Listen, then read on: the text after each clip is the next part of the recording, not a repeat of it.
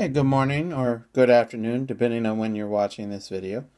Our objective today is for students to simplify whole number numerical expressions using the order of operations.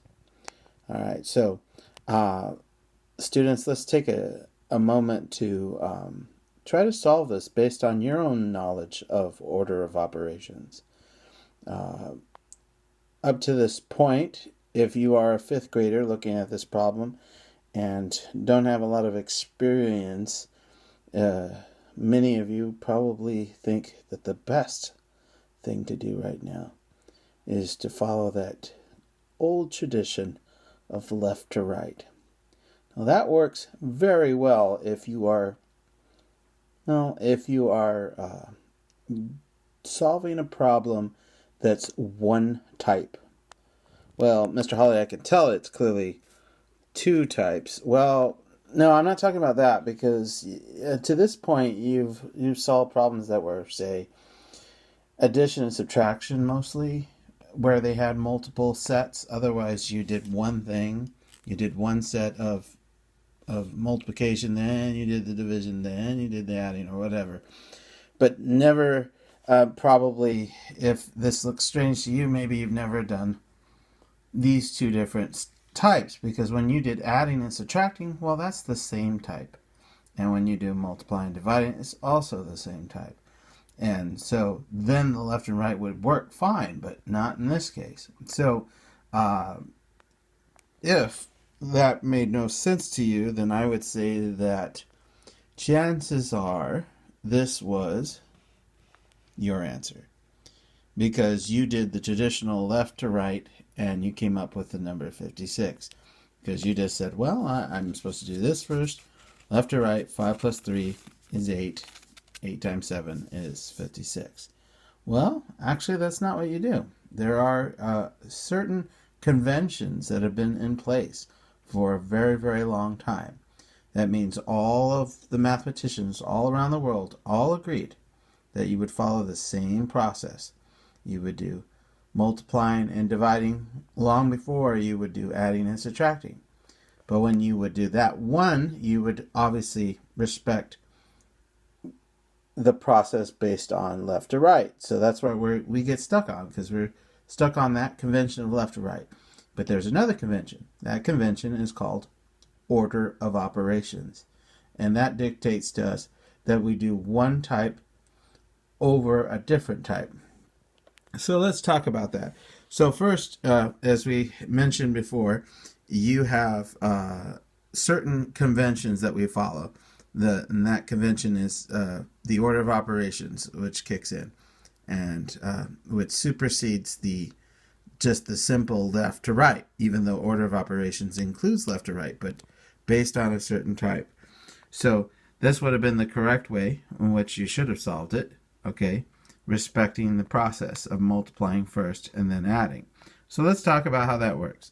Okay, so some of you might have already seen this before, or at least this first one, and we call this PEMDAS. Now the E isn't going to mean much for us, so that's why I've crossed this out of our process completely. And so I would like you to think more on the idea of grouping. That's why we have a G here. Some places they just use G, GEMDAS, or some people will even be so daring to say GEMDAS. But the point being is it doesn't have to be just parentheses. It can also be brackets or braces, some form of grouping. And then, like I said, in fifth grade, in a lot of places we don't really refer to the exponents, even though we can mention that at a future time.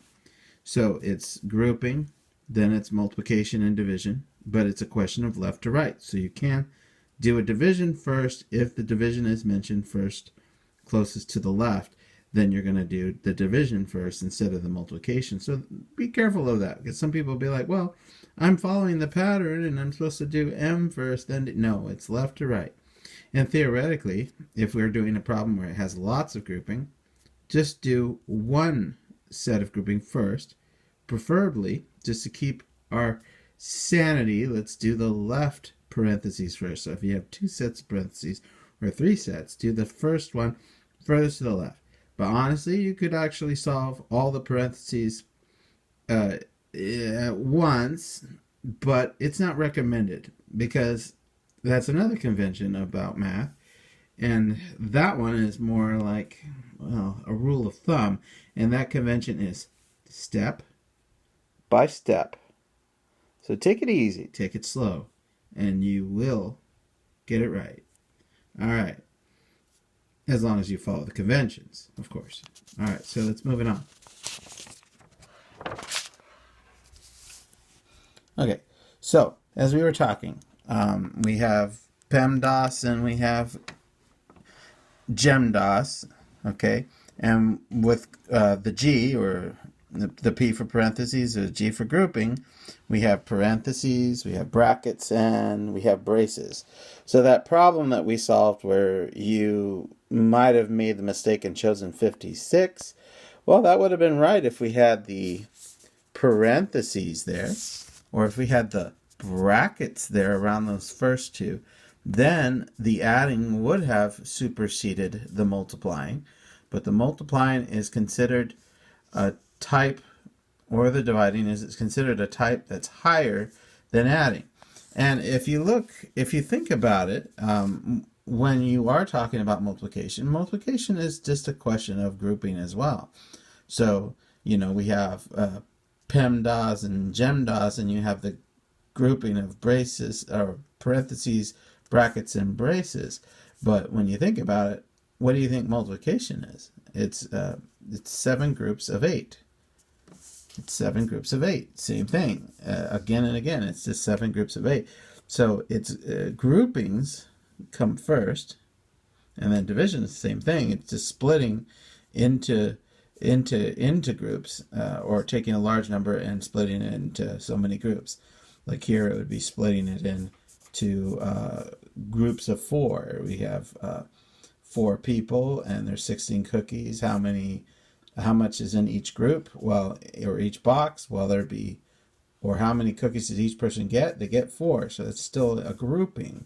So something to think about. So it's groupings, officially, groupings first, then exponents if we had them, then multiplying or dividing, and we respect left to right because here you might make the mistake to multiply here, like this person would, and they accidentally get 2 here because they multiplied, or they get 2 right there because they multiplied 4 times 2 first, which is not what you do. This would be how you would correctly have solved that. You would have done the division first because you do multiplying and division first, but it's not M first, it's left to right of that type. Because remember, why is it that type? Well, what's the opposite of multiplication? Division. What's the opposite of addition? Subtraction. So when we're talking about the next one, which is adding and subtracting, remember that adding and subtracting are the same type because they're opposites to each other. So we go from left to right. And that's where people get confused because most people solve things left to right. If you take a calculator and you were to use a calculator, which I don't recommend for order of operations, because yes, you'll get it right sometimes, but it's just simple, pardon the phrase, dumb luck. Because when you're using a calculator, or when I say calculator, a simplistic scientific calculator, not one of those fancy graphing calculators from college, because then they could solve it with parentheses, with brackets, with whatever, or you could do it on your computer even. You could do a complex system and solve it. Now, if there were an achievement test or a standardized test at the end of the year, they're not going to let you use a calculator anyway. But the point being is, when you're doing order of operations, it goes beyond the traditional process of a regular calculator. You have to really understand yourself as an individual, understand the conventions, or you might make a simple mistake if you grab a random calculator and try to punch it in. So please remember that you wouldn't just go 8 plus 16 into a calculator then divide by 4. You would have to divide 16 divided by 4 first, because it's multiplying and dividing, and that's a higher higher step is the multiplying and dividing comes before adding and subtracting. Okay, then after you did the division, you would get a 4. 16 divided by 4 is 4.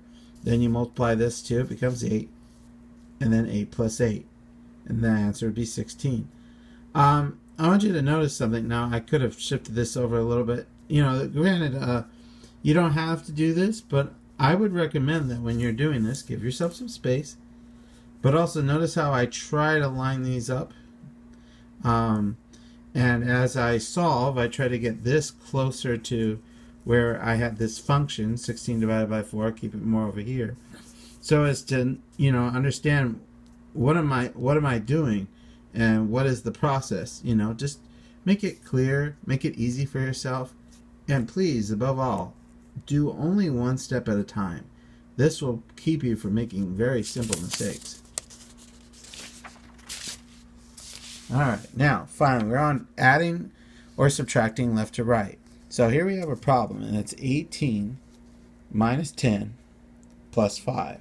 Now I want you to go ahead and think about this for a second. What would you do?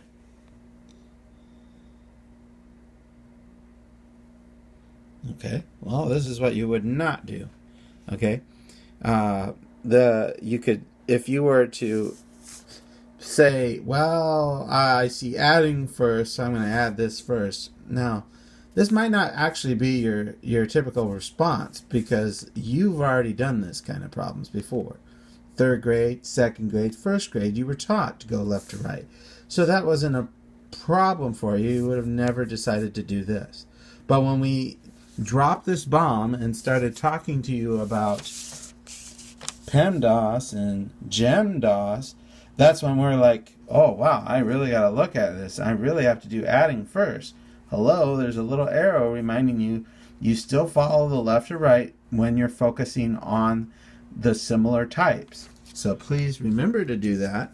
Don't do this left or right, solve only when you're doing one single type.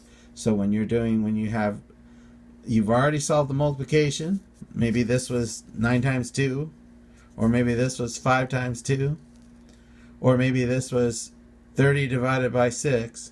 Well, that part has already been solved, and now you just go a simple left to right. So you would just go 18 minus 10, which would be 8, and then plus 5 equals 13. And notice the difference. It really does matter. Conventions really matter and are really important. Otherwise, calculations would be very random. And I know a lot of people are like, well, why does it matter? Well, it matters because this could represent something real. Maybe they're calculating how much they have. Maybe this is a process in a word problem representing some party and something that happened. Maybe they had a party and they got a $10 coupon or $10 off, but then on top of that there was a surcharge for something else. So then that's how much money, and then you might get laughed at if you try to give them only $3. Okay, so here, these are important things to consider. Okay, let's talk about this next problem. So I'm going to give you a chance to solve this problem on your own, but I want you to think about the process that we've already spoken of. So think about parentheses or grouping, multiplication and division, adding and subtracting. Don't worry about exponents right now. Okay, now we'll wonder what you came up with. Now remember, it matters, and you don't go left or right. If you were to grab a calculator, you're not going to get it. You're not going to get it because if you punched it in, you might get something like this. You get 27 if you used a calculator. Used a simplistic calculator, you would have accidentally added 8 plus 4, then times 2, which would have been 24, plus 3 was 27. But you needed to multiply the middle first. Okay, so let's look at that. So if we multiplied the middle, it would have become 8. Notice how I positioned it. Okay, I recommend that you do something like this, but you don't have to. But I do tell you that it's pretty standard procedure when you're doing order of operations to do one step at a time. And so as you're solving it, don't try to do a whole bunch of it in your head. Although granted, the neat thing about order of operations, and as it leads into other things, that sometimes it makes mental computation so much easier if you understand the process. But I tell you that when starting out, you need to slow it down and do the steps. So if you were doing a standardized test, which you might not have to worry about currently, considering the current events that are coming out when this is posted, but if you're watching this film many years in the future, you have to think about your standardized testing. So please understand that on a standardized testing, they might ask you, okay, what is step 3 of this order of operations going to look like? And that step 3 is going to look like this. And it might not have this distance in between, but it would be 16 plus 3. And so that's a very common type of question that shows up on an achievement test is, what is step 3 of this order of operations? Or what is step 4? That, the answer. So it's important to do one function, one equation, one portion at a time. So then that would be 8. Then you would do left to right adding. And then you have your answer. Okay, now let's go on to guided practice. So let's start. And we're going to go easy on you. Okay. So I want you to look at this very first problem. Going really slow today. Okay. I want you to do this problem. I want you to pause the computer. Pause the YouTube. And go ahead and solve it based on what you already know. Remember GEMDOS. Remember PEMDOS. Okay. Remember this process. And only follow that. Okay. And do one thing at a time. Okay, now we're going ahead and let's start solving. So you would do the division first, then do the multiplication next, but not here. So I'm not going to be like, oh, 8, and then that's 24. I'm just going to put 24 here. No, I just solve for that one and I write it down. Then I do the next portion, which is the multiplication. I only do one thing at a time. Okay. Oh, well, I can do this. No, don't try to do anything else. Now I go left to right. Don't get all strange on me and add this first because it says AS. No, you know the left to right process, but it only works when you're on the same type. Just like you did this left to right because you're on the same type. Now you're going to do the same thing here, left to right on the same type. Because we did division before we did multiplication, mind you, and it's because they're the same type. Division is the opposite of multiplication. Multiplication is the opposite. So you do left to right. You just can't jump ship if, let's say, there was an adding part in front of this. You couldn't add it to the 56. You couldn't, if 14 was over here and it was 14 plus 56, you couldn't add it first. You had to do the division first. That's how it works. So then, now we can go left to right on this adding and subtracting, but you do the subtraction first because it's furthest to the left. So then it's 10 plus 2, and that's 12. And that's how easy that is. Let's try another one. 9 times 3 minus 64 divided by 8. So this is where it gets to that weird stuff that I was talking about, because if you were to just go left to right and include the subtraction, you would not get it correct. You need to think about the higher type that we're at right now. We're not at the adding and subtractions type. We're at the multiplication and division type first. So we can solve for that, and we do it one thing at a time, because we could easily solve, well, I know this is 27, and I know this is important, and I could do 8. And as you get better and better, you could probably do a couple steps at once. But remember, this is your first time seeing it, or even your second, or even your third. you need a lot more practice than just this. So don't get too overconfident here. Slow down and just do one thing at a time. So I would just do this part first. Leave this one alone. Don't solve it yet. Then, when you get down here, then do that one. And then finally, you can do the subtraction.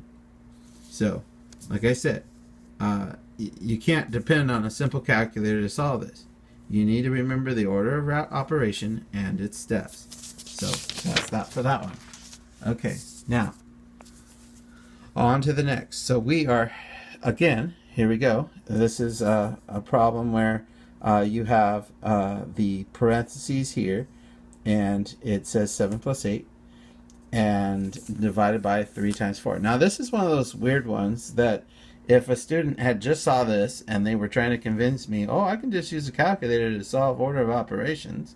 For one thing, it's not going to be on a standardized test. They're not going to allow you to use one. But that's not the point. The point is that not all problems have this. They don't have the parentheses here. They don't want you to do it that way. They don't want, that's not what they're trying to communicate to you. And these can communicate real life situations. So when they list out numbers, you need to consider what they're talking about. Are they talking about a group situation where you have one total that comes to you and another total comes to you, and then there's 3 people that ask for that amount, and then somehow that multiplies? Then that's why you need to understand and respect the process. It's really important, or you won't get it right. But if you were to punch this one into a calculator, 7 plus 8, and then divide it by 3, and then multiply by 4, you would get the correct answer. But like we were talking about that last problem, you wouldn't have gotten the correct answer. So please beware of overconfidence. But please note that this time you had a simple, if you had a simple calculator, it would give you the correct answer. Do not rely on a traditional calculator. Best to depend on your own knowledge of the convention, aka order of operations. Okay, so we would have had 15 divided by 3 times 4. You still take one at a time. Then it becomes 5, then times 4, then 20. Okay, all right. Here's our last problem, and then I can let you go to do the our additional practice, which is on Seesaw if you're one of my students. If you're not, well, you can still create your own problems and go from there. Okay, so as you can see, I have 9 times 12, and this here. Now I still want you to solve one at a time. And granted, some of you might actually be able to visualize this in your head and be like, well, I know what 8 times 3 is, and plus 4. I already know all of that. And incidentally, I didn't solve it all for you, did I? Okay, but we can do the rest of it if you wish, because then what would be the next step? You'd still write the rest of it out. Still write 108. Still write the minus right here.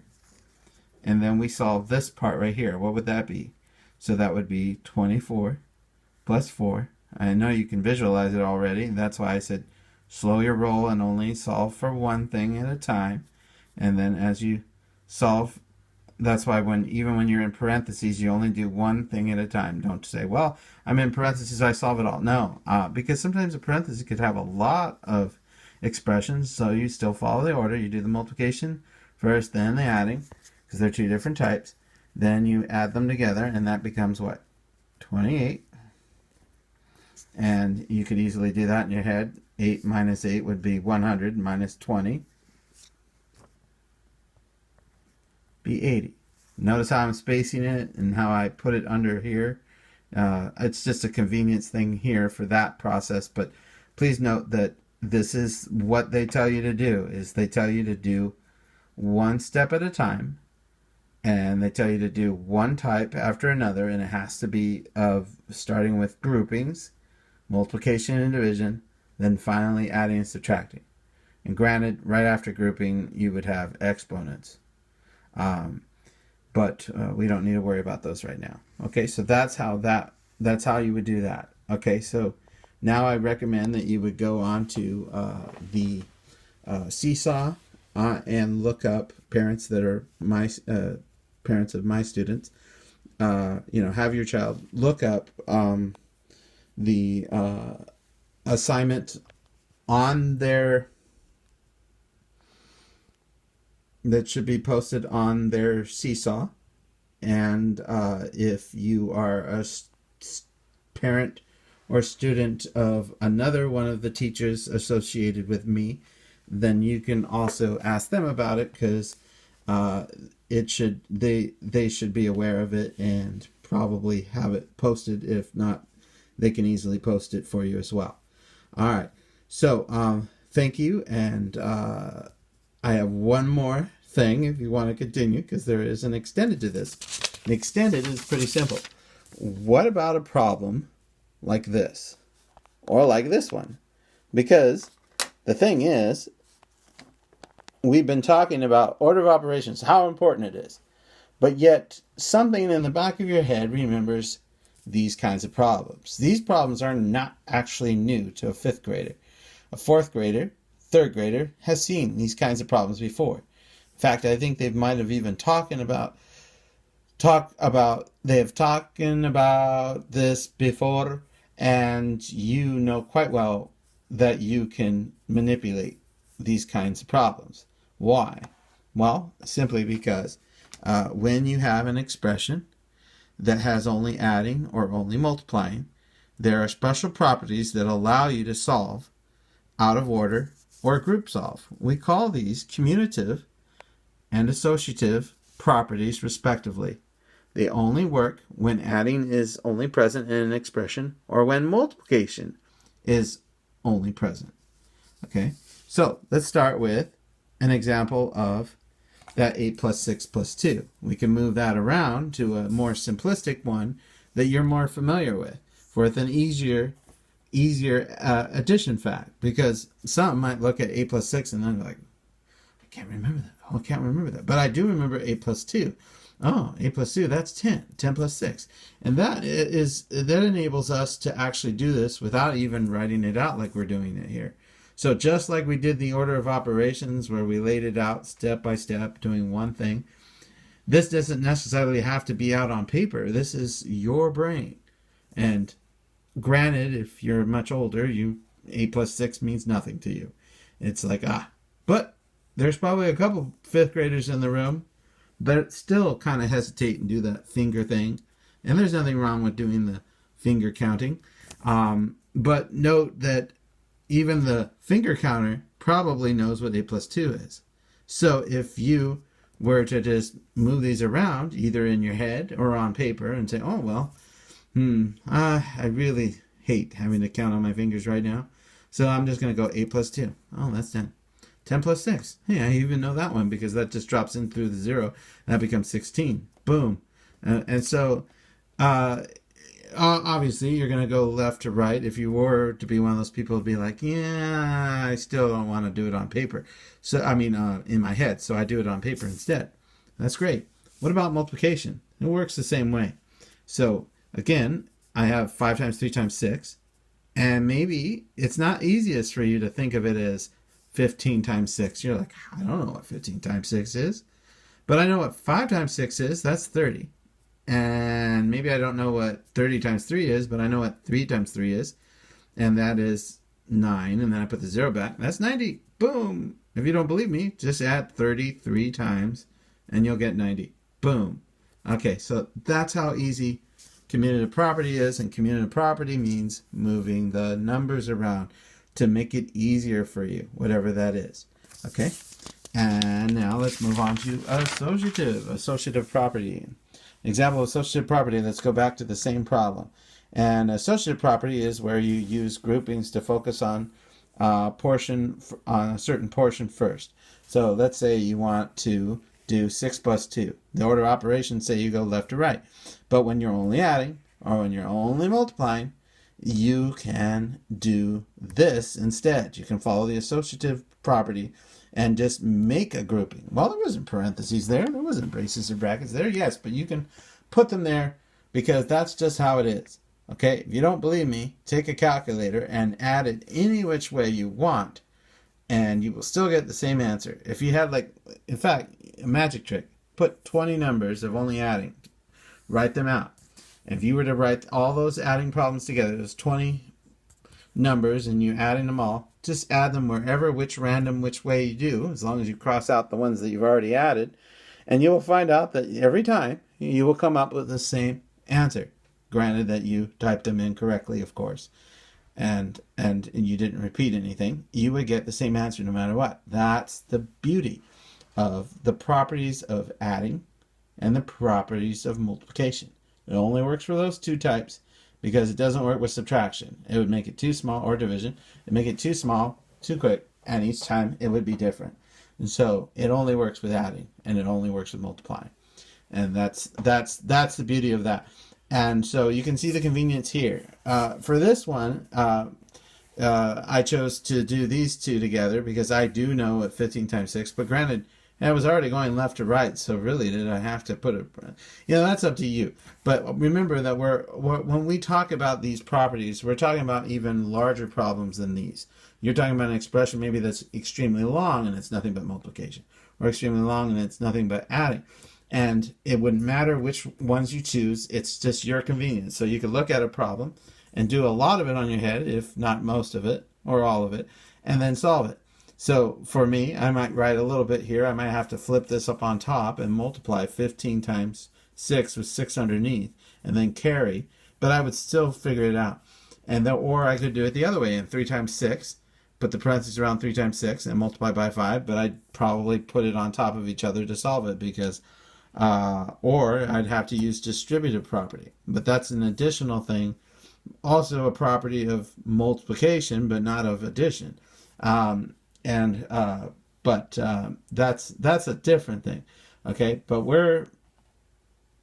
I'm just trying to make sure that you realize that oftentimes we get this confused because we're thinking of the properties of adding and multiplying because we learned these in second grade, we learned these in third grade, we learned these in fourth grade, and then they kick in now and we're like, wait a minute, I know there's been times when I didn't have to add or multiply in order, and now you're telling me I have to always do equations in order. Well, you don't have to if it's just adding or just multiplying, and that is where that confusion's coming from.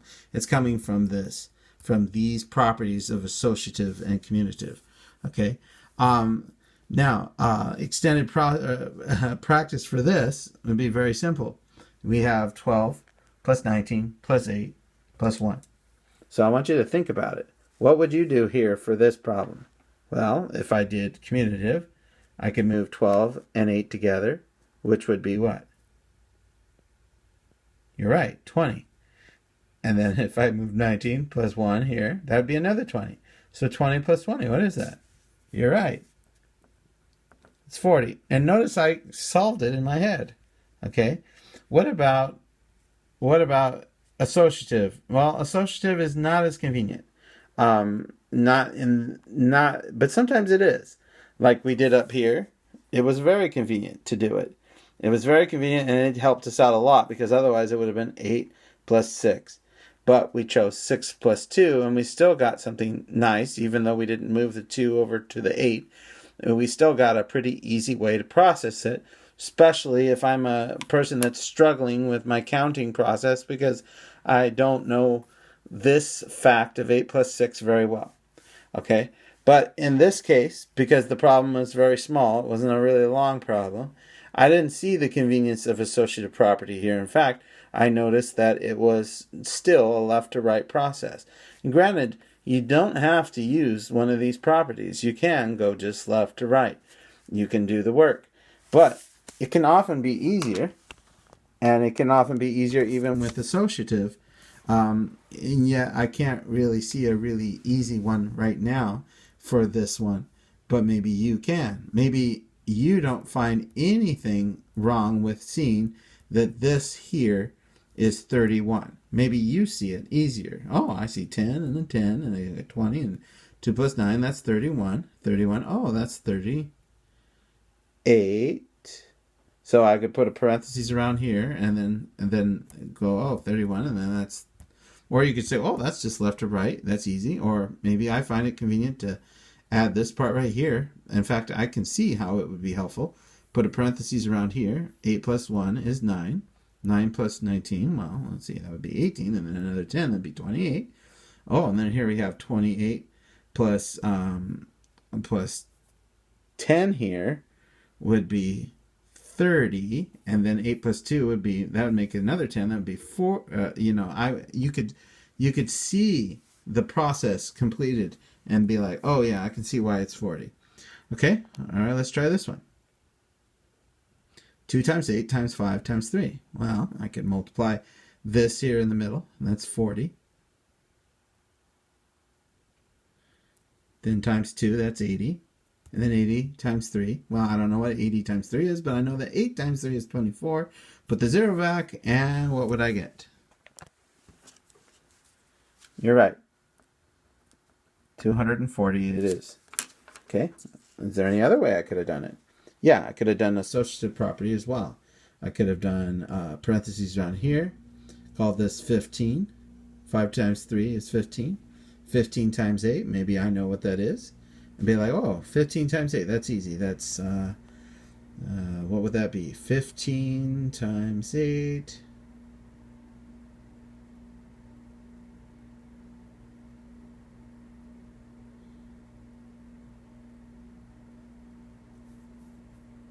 Is 120, and 120 times 2 is, or you could just add it on top of each other if that's more convenient for yourself, and then you would still get 240. So that is that. So thank you very much for watching this film, and if you stayed to watch the rest of this, don't forget that there is the order of operation extended, just to, to prove to your teacher that you get it now. And then if you're a little bit uncertain, she or he will go over it with you so that you will get it, so that they can be like, oh, this is what you forgot, or this is what you can do here. All right, so thank you very much, and have a great day.